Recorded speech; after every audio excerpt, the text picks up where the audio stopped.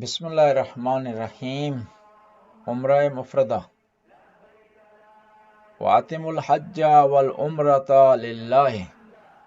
قرآن میں ارشاد ہوتا ہے کہ اپنے حج اور عمرے کو پورا کرو۔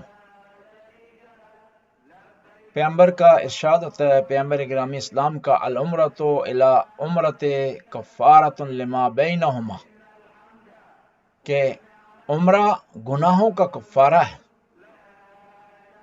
اسی طرح اور ایک حدیث میں پیغمبر ارشاد فرماتے ہیں، تابعوا بین الحج والعمرہ فإنہما ینفیان الفقر والذنوب کما ینفی الکیر خبث الحدید والذہب والفضہ۔ پیغمبر گرامی ارشاد فرماتے ہیں کہ حج اور عمرہ کرتے رہو، یہ تنگ دستی اور فقر اور غربت کو دور کرتے ہیں، گناہوں کو مٹاتے ہیں، اور گناہوں کو اس طرح مٹاتے ہیں جس طرح آگ گرمی تپش لوہے سونے اور چاندی کو پگھلا دیتی ہے اور اس کی میل و کچیل دور کر۔ عمرہ مفردہ۔ عربی زبان میں عمرہ کا معنی ہے آباد کرنا، قائم رکھنا، بہتر بنانا۔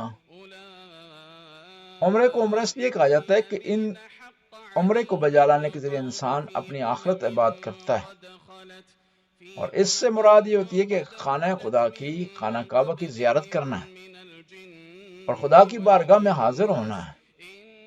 یعنی وہ خانہ کعبہ جس کی ساری زندگی جس کی طرف رخ کر کے انسان نماز پڑھتا رہا ہے، ایک دن وہ خانہ کعبہ کے پاس آ جاتا ہے۔ خانہ کعبہ کی زیارت ایک خاص لباس میں، ایک خاص انداز سے، خضوع و خشوع کے ساتھ، کہ خدایا میں تیری بارگاہ میں آ گیا ہوں، میں نے ایک کفن جیسا لباس پہن لیا ہے اور میں نے اپنا میلا کچیلا لباس جدا کر دیا ہے۔ جس طرح میں نے اپنے بدن سے لباس جدا کیا ہے، اسی طرح مجھے توفیق دے کہ میں اپنے بدن سے گناہوں کو جدا کروں، توبہ کر سکوں، استغفار کر سکوں۔ عمرہ مفردہ، عام عمرے کو عمرہ مفردہ کہا جاتا ہے جو حج کے علاوہ ہے۔ اور حج اور عمرے میں دو بنیادی فرق ہیں۔